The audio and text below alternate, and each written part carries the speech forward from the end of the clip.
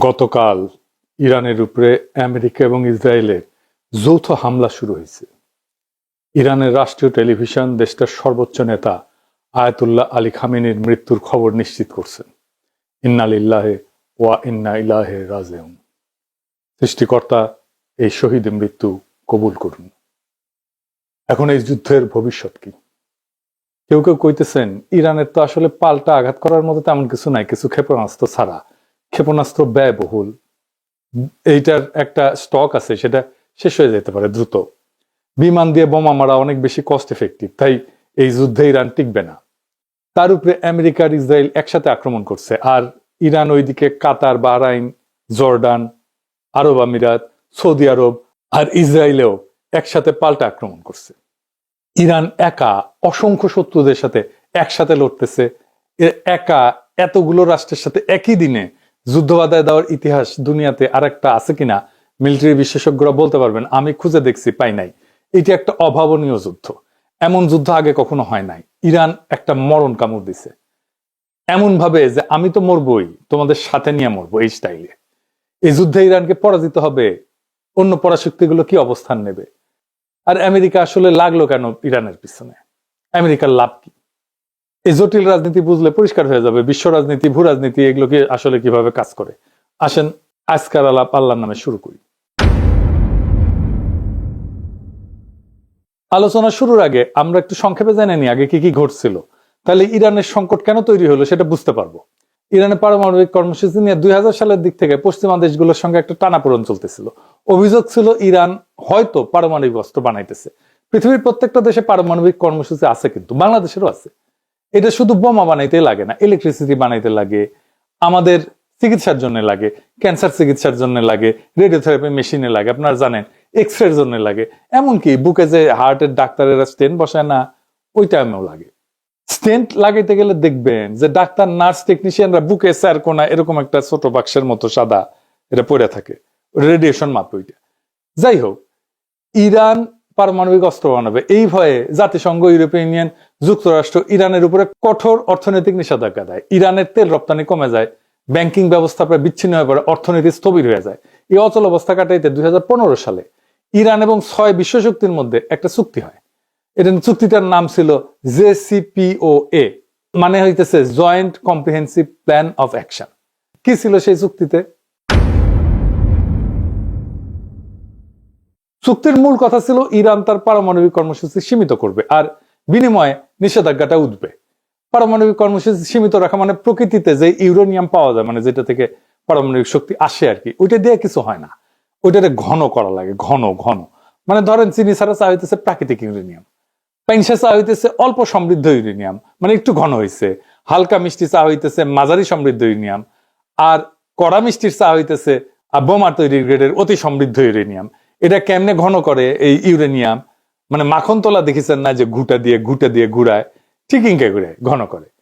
Iran রাজি হয় যে এই ইউরেনিয়াম সমৃদ্ধকরণটা মাঝারি পর্যায়ে রাখবে, মানে যেটা দিয়া আরামসে বিদ্যুৎ বানানো যাবে, চিকিৎসার কাজ করা যাবে। এবং আন্তর্জাতিক পারমাণবিক সংস্থা যেটা জাতিসংঘের IAEA, ওইটাকে কঠোর নজরদারির সুযোগ দিবে। নজরদারি চলতেছিল। এর ফলে চুক্তি স্বাক্ষর করার পর একটা বড় অংশের আন্তর্জাতিক নিষেধাজ্ঞা উঠায় নেওয়া হয়। ইরানের তেল রপ্তানি বাড়ে, বিদেশি বিনিয়োগও আসে। কিন্তু 2018 সালে ট্রাম্প এই চুক্তি একতরফাভাবে বাতিল করে দেয়। যুক্তি ছিল চুক্তিটা যথেষ্ট কঠোর না, মানে ট্রাম্পের পছন্দ মতো, মন মতো হয় নাই। আবার নিষেধাজ্ঞা আরোপ করা হয়। ইরান দেখে, আচ্ছা আমিও তো তাইলে ইউরেনিয়াম ঘন করব, আমার তো লাভ নাই, চুক্তিতে তো আমি নাই। তারা পারমাণবিক বোমা বানানোর মতো ঘন করে ফেলে ইউরেনিয়াম। কাছাকাছি ইরানের যুক্তি, আমেরিকা আগে চুক্তি ভাঙছে, আবার নিষেধাজ্ঞা দিছে, তাই বাধ্য হয়ে প্রতিক্রিয়া দেখাইতেছি। চুক্তি ভাঙার দায় যুক্তরাষ্ট্রের। এখন যুক্তরাষ্ট্র কি চায়?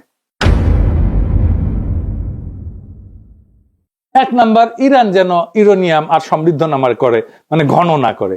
এটাই শেষ না, তার মজুদ যেটা আছে সেটা যেন কমায়, এটাই শেষ না। আবার কঠোর নজরদারিতে যেন রাজি হয়, এখানেই শেষ না। সে যেন তার ব্যালিস্টিক মিসাইলের কর্মসূচি ত্যাগ করে, এটা যেন আর না বানায়। আর কে? এটাই শেষ না, হিজবুল্লাহ আর ইয়েমেনের হুতিদের যেন সাহায্য না করে। আবার ইসরায়েল দাবি করে ইরানের পারমাণবিক অবকাঠামো পুরো চূর্ণ বিচূর্ণ করে দিতে হবে, এটা শেষ করে ফেলতে হবে, মাটির সাথে মিশাই দিতে হবে। একটা দেশে বাইরের 2টা রাষ্ট্রের ইচ্ছা মতো চলতে হবে। আমেরিকা ইসরায়েল যা চাইবে তাই চলতে হবে, এটা কোনো মর্যাদা সম্পন্ন দেশ করবে না। এবার আসেন দেখি আসল প্রশ্ন, আমেরিকা ইসরায়েল কি ইরানকে হারাইতে পারবে? প্রথমে বলেনি আমেরিকার ইসরায়েলের সম্মিলিত সামরিক ক্ষমতার ধারে কাছেও ইরান নাই, তাইলে কি ইরান হারা যাবে? না, এই প্রশ্নের উত্তর অত সহজে দেওয়া যাবে না। আসেন আমরা আলাপটা শেষ করলে বুঝবেন আসলে ইরান হেরে যাবে কিনা। যুদ্ধ তো শুধু অস্ত্রের কস্ট বেনিফিট অ্যানালাইসিস না, যুদ্ধ রাষ্ট্রের কাঠামো, ইতিহাস, ভূগোল, মনস্তত্ত্ব সব মিলে একটা পূর্ণাঙ্গ সমীকরণ। আর সেই সমীকরণে ইরানকে সহজে হারানো খুবই কঠিন, প্রায় অসম্ভব। কেন? আমাদের একটু ইতিহাসে ফিরে যেতে হবে। ইরানকে বুঝতে হইলে 1953 সাল থেকে শুরু করতে হবে, যখন ইরানের তেলের মালিকানা ইরানের ছিল না, ব্রিটিশ কোম্পানি ছিল, বিপি নাম দেখেন নাই যে, এর ছিল মালিকানা, ব্রিটিশ পেট্রোলিয়াম। 1953 সালে একটা ন্যাশনালিস্ট সরকার ক্ষমতায় আসে, প্রধানমন্ত্রী ছিল মোসাদ্দেক, সে তেল জাতীয়করণ করছিল। এর প্রতিক্রিয়া আমেরিকা সিআইএ কে দিয়া অভ্যুত্থান ঘটায়, তাকে সরায়, শাহকে ক্ষমতায় বসায়। সেই ঘটনা ইরানের রাজনৈতিক চেতনায় গভীর ছাপ ফেলে। বিদেশি হস্তক্ষেপ মানে জাতীয় অপমান, এই বোধ ইরানের রাষ্ট্র স্মৃতির একটা অংশ হয়ে যায়, কালেকটিভ মেমোরির একটা অংশ হয়ে যায়। তারপরে 1779 সালে বিপ্লব হয়, ইরানের বিপ্লব। শুধু ধর্মীয় আবেগ না, বরং দীর্ঘদিনের ক্ষোভ, অপমানবোধ, বিদেশি আগ্রাসন, জাতীয় সম্পদ দখলের বিরুদ্ধে একটা প্রতিক্রিয়া, সব মিলায় রাষ্ট্র একটা নতুন কাঠামো নেয়। ইরানের পর বিপ্লবের নতুন শাসন ব্যবস্থা খুব দ্রুত নিজেদের পাওয়ার কনসলিডেট করে ফেলে। সেনাবাহিনীর ভিতরে যে সমস্ত শাহপন্থী উপাদান ছিল সেগুলো ভেঙে দিয়ে তারা নিজেদের অবস্থান মজবুত করে ফেলে। ফলে বহু বছর পরেও সামরিক অভ্যুত্থান ও গণবিক্ষোভ এই সরকার কিন্তু পড়ে যায়নি। এটা কাকতালীয় না, এটা একটা কাঠামোগত ফল। কিছুদিন আগে সারা ইরানে ব্যাপক বিক্ষোভ হয়েছে না? আন্তর্জাতিক শক্তি সাপোর্ট দিচ্ছে, আমেরিকা সাপোর্ট দিচ্ছে, ইরান সরকার বর্বর ভাবে রক্তপাত ঘটায় বিক্ষোভ দমন করছে, হাসিনার মতো পড়ে যায় না। কিন্তু যদিও ইরানের সমাজ গভীরভাবে বিভক্ত হয়েছে, ইরানের বর্তমান রেজিম পছন্দ করে না এমন ইরানিয়ানদের সংখ্যা বাড়ছে অনেক। 1980 সালে ইরাক আক্রমণ করে ইরানকে। প্রথম থেকে ইরান দুর্বল ছিল, এলাকা দখল হয়ে যায়, কিন্তু 1982 সালের মধ্যে ইরান অধিকাংশ দখলকৃত এলাকা পুনরুদ্ধার করে ফেলে। সাদ্দাম হোসেন ভাবছিলেন যে আক্রমণে ইরানের ভিতরে একটা অভ্যুত্থান হবে, বিপ্লবী সরকার পড়ে যাবে। বাস্তবে হয়েছে উল্টা, যুদ্ধ রাষ্ট্রকে আরো সংহত করছে, জনগণ, সামরিক বাহিনী সবাই সরকারের পিছনে দাঁড়াইছে। এই যুদ্ধ দীর্ঘায়িত হয়েছিল, বিপুল প্রাণহানি হয়েছিল। খমিনি আপোষহীন ছিলেন, তিনি আমেরিকা সোভিয়েত দুই শক্তিকে গ্রেট শয়তান বলছিলেন। এর ফলে ইরাক ইরান যুদ্ধের সময় আমেরিকা, সোভিয়েত ইউনিয়ন, আরব রাষ্ট্র অনেকেই ইরাককে সাহায্য দেয়, সেজন্যই যুদ্ধটা দীর্ঘ হয়। তবুও ইরান রাষ্ট্র হিসেবে ভেঙে পড়েনি, বরং দীর্ঘ যুদ্ধ তাকে আরো যুদ্ধ সহনশীল রাষ্ট্রে পরিণত করছে। এই আক্রমণ ইরানকে আরো সংহত করবে কিনা সেটা আগামী কয়েকদিনের দুনিয়া দেখবে। খামেনির মৃত্যুর পরে কি ঘটবে এখন অনুমান করা শক্ত, কিন্তু সম্ভাব্য সিনারিও কি হইতে পারে সেটা আমরা একটু আলাপ করতে পারি। যদি শুধু আকাশ থেকে বোমা মারা হয় তাতে সামরিক স্থাপনা ক্ষতিগ্রস্ত হইতে পারে, কিন্তু রেজিম চেঞ্জ হয় না, সরকার পতন নিশ্চিত হয় না। ইতিহাসে দেখা গেছে নো ফ্লাই জোন বলেন, দীর্ঘ বোমা বর্ষণ বলেন, এসব চলতে পারে বছরের পর বছর, কিন্তু স্থল আক্রমণ ছাড়া, গ্রাউন্ড ইনভেশন ছাড়া রেজিম চেঞ্জ করা কঠিন। ইরানে গ্রাউন্ড ইনভেশন কেন কঠিন? প্রথমত ভূগোল। স্থল পথে ইরানে ঢুকতে গেলে পশ্চিম ইরানের দীর্ঘ জাগ্রস পর্বতমালা অতিক্রম করতে হবে। পাহাড়ি ভূখণ্ডে বড় আকারের সেনা, ট্যাঙ্ক, সরবরাহ লাইন এগুলো এগায় নেওয়া খুব কঠিন। সরু গিরিপথ থাকে, উঁচু নিচু পথ থাকে, এখানে যারা প্রতিরক্ষা করে, ডিফেন্স করে, তাদের বেশি সুবিধা। ইরান মূলত একটা বিশাল উচ্চভূমি, চারপাশে পর্বতমালা, মাঝখানে মরুভূমি, আর জনবসতি অনেক জায়গায় পাহাড়ের ভেতরে, আড়ালে। এই ভূগোল আক্রমণকারীদের জন্য তিনভাবে বিপজ্জনক। একটা হচ্ছে মেকানাইজ বাহিনী, এগুলো ট্যাঙ্ক ইত্যাদি, গাড়ি, বহর টহর এই সমস্ত নিয়ে যখন যায়, আগাইতে যায়, তখন গতি কমে যায়। সংকীর্ণ উপত্যকার মধ্যে দিয়ে যেতে হয়, চোখ পয়েন্ট আছে, মানে যেখানে আটকায় যেতে পারে। এসব জায়গায় কনভয় আটকায় গেলে ক্ষয়ক্ষতি দ্রুত পারে, উপর থেকে আক্রমণ করবে। যারা ডিফেন্স করে তাদের এখানে সুবিধা, উচ্চভূমি থেকে নজরদারি করতে পারে, অ্যাম্বুশ করতে পারে, প্রতিরক্ষা লাইন তৈরি করা তুলনামূলকভাবে সহজ। ইরান সবসময় এই অ্যাডভান্টেজে থাকবে। রাজধানী বা নগরগুলো এগুলো ইনসুলেটেড, মানে বড় শহরগুলো অনেকটাই পাহাড়ি বলয়ে সুরক্ষিত, চারিপাশে পাহাড়।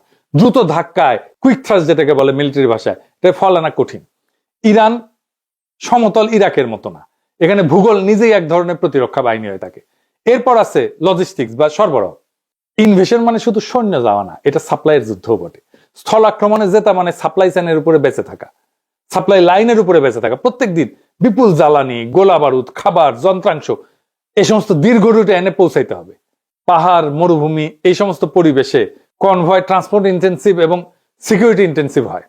একবার সাপ্লাই লাইন যদি ভেঙে যায়, তাহলে ফ্রন্ট লাইনের শক্তি থাকলেও এটা কার্যত থেমে যায়, কাজ করতে পারে না, আক্রমণ করতে পারে না। এটাই বড় পার্থক্য। গ্রাউন্ড ক্যাম্পেনে আপনার যুদ্ধ ক্ষমতা নির্ভর করে সাপ্লাই পৌঁছায় কিনা এটার উপরে। এরপর আছে এন্ট্রি প্রবলেম, কোন দিক থেকে ঢুকবে। এটা এই রাজনীতিতে অনেক সময় সামরিক সমস্যার চেয়ে বড় হয়ে যায়। ইরানে বড় স্কেলে স্থল আক্রমণ করতে গেলে প্রতিবেশী দেশগুলোর ঘাঁটি করিডোর দরকার পড়বে, কিন্তু আঞ্চলিক রাষ্ট্রগুলো রাজনৈতিক ঝুঁকি নিতে চায় না। নিজেদের ভিতরে অস্থিরতা, ইরানের পাল্টা আঘাত, এই সমস্ত কারণে এই অ্যাক্সেসটা দিতে চায় না এবং দেয়ও নি কেউ। এই জন্য অপারেশনাল প্ল্যানিং খুব জটিল হয়ে যায়। ইরান যেটা সিকিউরিটি স্ট্র্যাটেজি নিয়ে চলে, এটার একটা প্রতিরক্ষার ধারণা আছে। এটাকে বলে এ টু এডি প্লাস অ্যাসিমেট্রিক। এটা দিয়ে সময় কেনে এবং খরচ বাঁচে। এ টু এডি এটা আবার কি আসলে এটা বুঝে দেখি। এনা সামরিক টার্ম ইউজ করলাম আর কি, কুল লাগে এনা এগুলো শুনলে, বুঝে কই। এ টু এডি মানে হইতেছে অ্যান্টি অ্যাক্সেস, দুইটা এ, সেজন্য এ টু এডি মানে হচ্ছে এরিয়া ডিনাল। সহজ ভাষায় শত্রুকে ঢুকতে দিও না, ঢুকলেও আরামে চলতে দিও না। ধরেন কেউ আপনার বাড়িতে ঢুকতে চায়, আপনি কি করবেন? গেটের সামনে কাটা বসাবেন, রাস্তা ব্লক করবেন, চারপাশে নজরদারি বসাবেন, ঢুকলে আঘাত করবেন। ইরানও সমুদ্র এবং আকাশপথে ঠিক এইটাই করে। উপসাগরে ছোট ছোট দ্রুতগামী নৌকা থাকে, সমুদ্রের মাইন পথ থাকে, দূরপাল্লা ক্ষেপণাস্ত্র থাকে, ড্রোন থাকে, এয়ার ডিফেন্স থাকে। উদ্দেশ্য হচ্ছে আমেরিকা বা অন্য কেউ যেন সহজে বাহিনী ঢুকাইতে না পারে। আর অ্যাসিমেট্রিক, এটার মানে কি? অ্যাসিমেট্রিক মানে হচ্ছে শত্রু বড় এবং শক্তিশালী হইলে সরাসরি তার মতো লড়বে না, অন্যভাবে লড়বে। ইরান জানে যুক্তরাষ্ট্র প্রযুক্তি, বিমান, জাহাজে অনেক আগায়, তাই ইরান সরাসরি ট্যাঙ্ক বনাম ট্যাঙ্ক যুদ্ধ করতে যাবে না, বরং ছোট ছোট ছোট ছোট আঘাত, ড্রোন হামলা, প্রক্সি বাহিনী ব্যবহার করে মিসাইল ছড়ে দূর থেকে চাপ সৃষ্টি করবে, সাইবার হামলা করবে। এইভাবে বড় শক্তিকে ধীরে ধীরে ক্লান্ত করে ফেলবে। আর সময় কেনা মানে কি? ইরান জানে যে সে হয়তো দ্রুত যুদ্ধে জিতবে না, কিন্তু সে যুদ্ধ লম্বা করতে পারে। যুদ্ধ যত লম্বা হবে আমেরিকার খরচ বাড়বে, রাজনৈতিক চাপ বাড়বে, আন্তর্জাতিক সমর্থন কমতে পারে, জ্বালানির বাজার অস্থির হয়ে যাবে। অর্থাৎ ইরানের কৌশল হইতেছে দ্রুত হারবো না, যুদ্ধকে এমন ব্যয়বহুল বানাবো যাতে শত্রুই ক্লান্ত হইয়া যায়। আর খরচ বাড়ানো মানে শুধু টাকা পয়সা খরচ না, খরচ বলতে অর্থনৈতিক খরচ তো আছেই, তার সাথে সামরিক ক্ষয়ক্ষতি, রাজনৈতিক ক্ষতি, আন্তর্জাতিক চাপ। ইরান চেষ্টা করে যেন প্রতিপক্ষ ভাবে এই যুদ্ধে ঢুকলে লাভের চেয়ে ক্ষতি বেশি। এটাকে বলা হয় ডিটারেন্স। মানে এর জন্য শত্রুপক্ষ দূরে থাকবে, আক্রমণ করার আগে 10 বার ভাববে। এরপর হচ্ছে টেক দ্য সিটি সমস্যা, মানে শহর দখল করে ফেলে হারায় দেওয়া। এটা কিরকম, এটা একটু বুঝে দেখে, এটা মজার বিষয় আছে। ইরানের জনসংখ্যা বড় এবং অনেক, 31টা প্রদেশ আর 1,500 শহর। বড় শহরে 30টা, তারও বেশি। বড় শহরে ঢুকলে যুদ্ধ বদলায় যায়, কিন্তু ট্যাঙ্ক, আর্টিলারি অ্যাডভান্টেজ কমে যায়, স্নাইপার গুরুত্বপূর্ণ হয়ে যায়, তারপরে মাইন টাইন, ছোট ইউনিটের প্রতিরোধ, এই সমস্ত বাড়ে। বেসামরিক ক্ষয়ক্ষতি দ্রুত রাজনৈতিক সংকট তৈরি করে ফেলে। এরকম শহর দখলের পর্যায়ে গেলে এটা রাজনৈতিক সমস্যা শুরু হয়ে যায়। রাশিয়ায় এক স্ট্যালিনগ্রাদ শহরকে কবজা করতে পারে না হিটলার, লেজ গুটায় পালাইতে হয়েছিল। ইউক্রেনের শহর হইতেছে 450 মতো, রাশিয়া মাত্র 6-7টা দখল করতে পারছে এই 4 বছরের যুদ্ধে। এই জন্য আমেরিকা বড় আকারের যুদ্ধ দীর্ঘদিন চালাতে পারবে না। কেন? এটা আমার কথা না, ওয়াশিংটন পোস্টে আমেরিকান জেনারেলরা বলছে যুক্তরাষ্ট্রের কাছে এখন পর্যাপ্ত গোলা বারুদ, রকেট, ইন্টারসেপ্টার এগুলো নাই, যা বড় আকারে দীর্ঘ সময় যুদ্ধ চালাইতে পারে। এবং অনেক মধ্যপ্রাচ্যের দেশও তাদের ঘাঁটিগুলো যুদ্ধের কাজে দিতে রাজি না। এটা বড় ধরনের সামরিক অভিযানের জন্য একটা বড় বাধা, ওয়াশিংটন পোস্টের জেনারেলরা বলছে, আমেরিকান জেনারেলরা। আর 2 নম্বরে দিচ্ছে রাজধানী পতন মানে রাষ্ট্রে পতন না। তেহরান দখল হইলেও সরকার পূর্বাঞ্চলে সরে যায়, যুদ্ধ চালাইতে পারে। ইতিহাসে বহুবার দেখা গেছে রাজধানী হারা রাষ্ট্র লড়াই চালায় গেছে। মস্কোতেই তাই হয়েছে, নেপোলিয়ান গেছে, মস্কো দখল করছে, ওরা চলে গেছে দূরে, পরে আবার ফিরে আসছে। এবং নেপোলিয়ান ওই রাশিয়ার যুদ্ধে হারছিল, কিছুই করেনি, শুধু বসেছিল রাশিয়ান সোলজাররা। যাই হোক, তৃতীয়ত রাজনৈতিক মনস্তত্ত্ব। বাইরে থেকে হামলা হলে সরকার এটাকে বিদেশি আগ্রাসন হিসেবে তুলে ধরতে পারে, জাতীয়তাবাদী ঐক্য তৈরি করতে পারে। যে জনগোষ্ঠী সরকারের সমালোচক তারাও অনেক সময় দেশের প্রশ্নে একসাথে দাঁড়ায় যায়। দেখেন ইরানে বোমা মারতেছে, যুদ্ধ শুরু হইতেছে, জন্য ইরানিরা খুশি যে তারা জবাব দিতে পারে। চতুর্থত আমেরিকার নিজস্ব রাজনৈতিক বাস্তবতা। বড় আকারের স্থলযুদ্ধ মানে বিপুল খরচ, দীর্ঘ সময় আভ্যন্তরীণ রাজনৈতিক চাপ। শুধু নৌ এবং বিমান শক্তি দিয়ে সীমিত হামলা চালানো তুলনামূলকভাবে সহজ, কিন্তু স্থল বাহিনী মোতায়েন করা একটা ভিন্ন মাত্রার সিদ্ধান্ত। আর একটা দিকে হচ্ছে এয়ার স্ট্রাইকও কিন্তু সস্তা না। আধুনিক জেট বিমানের প্রত্যেক ঘন্টার ফ্লাইং খরচ, নির্ভুল অস্ত্রের মূল্য, সব মিলায় দীর্ঘমেয়াদী বোমাবর্ষণও কিন্তু খুব ব্যয়বহুল। যদি দ্রুত রাজনৈতিক ফল না আসে, তাতে আক্রমণকারী পক্ষের আগ্রহ কমে যেতে পারে। ইয়েমেনে হুতিদের উপরে দীর্ঘ বোমাবর্ষণ করছে আমেরিকায়, তা হুতিরা আত্মসমর্পণ করছে? করে নাই। সব মিলায় সমীকরণটা এরকম যে ইরানের সামরিক সক্ষমতা হয়তো সীমাহীন না, ক্ষেপণাস্ত্রের মজুদ সীমিত, কিন্তু যুদ্ধে জেতা মানে শুধু প্রতিপক্ষের অস্ত্র শেষ হওয়া না, রাষ্ট্র ভাঙতে হইলে ভেতরের কাঠামো ভাঙতে হয়। আর ইরান বিপ্লব পরবর্তী 4 দশকে নিজেদের এমন ভাবে গড়ে তুলছে যে বাইরের আঘাত তাকে দুর্বল না করে এরকম সময় তাকে আরো সংহত করতে পারে। সুতরাং বর্তমান যৌথ হামলা ইরানকে ক্ষতিগ্রস্ত করতে পারে, কিন্তু শুধু আকাশ যুদ্ধ দিয়ে ইরানের সরকারকে সরানো, রাষ্ট্র কাঠামো ভেঙে ফেলা তা সহজ বা নিশ্চিত না। এরপরে ইরানের হাতে আছে 2টা স্ট্র্যাটেজিক অ্যাসেট। কি সেটা? এইটা পারমাণবিক বোমার চাইতে শক্তিশালী। একটা হইতেছে হরমুজ প্রণালী, 20 মিলিয়ন ব্যারেল তেল যায় প্রত্যেক দিন এটা দিয়া। 8টা দেশের তেল যায় সারা দুনিয়ায়, ইরান, ইরাক, ওমান, আমিরাত, সৌদি আরব, বাহরাইন, কাতার, সারা দুনিয়ার 20 থেকে 25% তেল এই ছোট্ট সাগর পথ দিয়ে যায়। এইটা ইরানের নিয়ন্ত্রণে। সৌদি, কুয়েত আর কাতারের 90% তেল এই রাস্তায় যায়। আর একটা হইতেছে ইয়ামেনের পাশে আর একটা গুরুত্বপূর্ণ প্রণালী আছে, তার নাম হয়েছে বাব এল মানদেব। এইটা লোহিত সাগর আর গালফ অফ এডেন এই দুইটাকে যুক্ত করে। এর মাধ্যমে জাহাজগুলো সুয়েজ খাল হয়ে ইউরোপ, এশিয়া এই রুটে চলাচল করে। এদিক দিয়ে তেল যায়। এখান দিয়েও প্রত্যেক দিন ধরেন 7 থেকে 10 মিলিয়ন ব্যারেল তেল, পেট্রোলিয়াম পণ্য এদিকে যায়। এইটা প্রায় 10%-এর মতো তেল পরিবহন করে বৈশ্বিক তেলের। এটাও ইরান হুথিদের দিয়ে আংশিক বা পুরোপুরি বন্ধ করে দিতে পারে। এতে কোন কোন দেশ ক্ষতিগ্রস্ত হবে? আমরা তো হবই, আমরা দুধভাত। ইন্ডিয়া হবে, ইউরোপ হবে, চায়না হবে, ব্যাপকভাবে ক্ষতিগ্রস্ত হবে। সেটা বড় ব্যাপার না, কিন্তু এই কারণেই বলা যায় ইরানকে আঘাত করা সম্ভব, কিন্তু সেটা ইতিহাস, ভূগোল এবং রাষ্ট্র কাঠামোর বিচারে তাই অসম্ভব। এখন প্রশ্ন হইতেছে ট্রাম্পের কি লাভ ইরানকে আক্রমণ কইরা? অন্য লাভের মধ্যে আছে আমেরিকাকে ট্রাম্প তো গ্রেট বানাবে, মেক আমেরিকা গ্রেট এগেন। ও গুয়াত নাই সাম রাধাকৃষ্ণের নাম।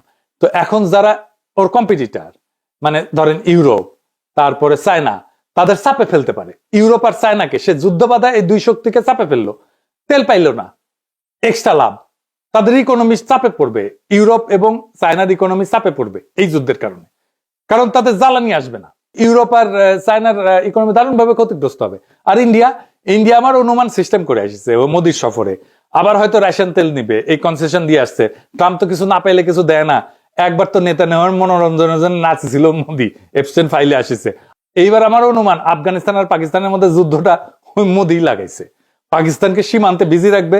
এখন তালেবান আর ইন্ডিয়া তো জিগরি দোস্ত, পাকিস্তান যেন কোনোভাবে আর এইদিকে নজর দিতে না পারে, সাহায্য করতে না পারে ইরানরে। সে তো আবার ইরানের বন্ধু।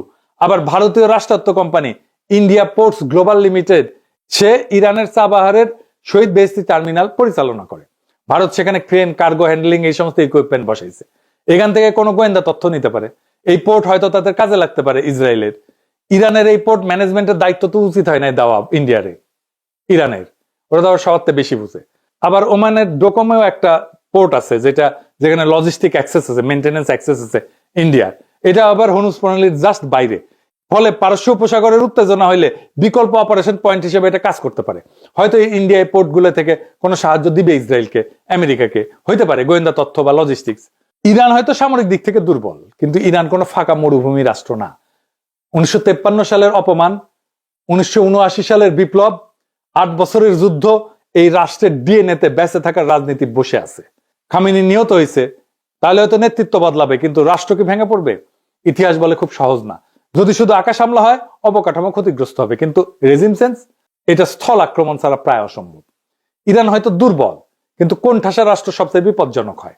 এই যুদ্ধের ফল নির্ভর করবে কে বেশি শক্তিশালী তার উপরে না, বরং কে বেশি সময় ধরে টিকতে পারবে তার উপরে। আর বিশ্ব রাজনীতি আজ আবার প্রমাণ করছে ভূ রাজনীতি মানে মানচিত্রের রেখা না। ভূ রাজনীতি মানে শক্তি, স্মৃতি, অর্থনীতি আর প্রতিরোধের সমীকরণ। আসন্ন দিনগুলো নির্ধারণ করবে এটা কি একটা সীমিত সামরিক অভিযান নাকি নতুন এক বৈশ্বিক অস্থিরতার সূচনা। আল্লাহ আমাদেরকে সবাইকে হেফাজত করুন। এই রক্তক্ষয়ী যুদ্ধ বন্ধ হোক। ইনকিলাব জিন্দাবাদ।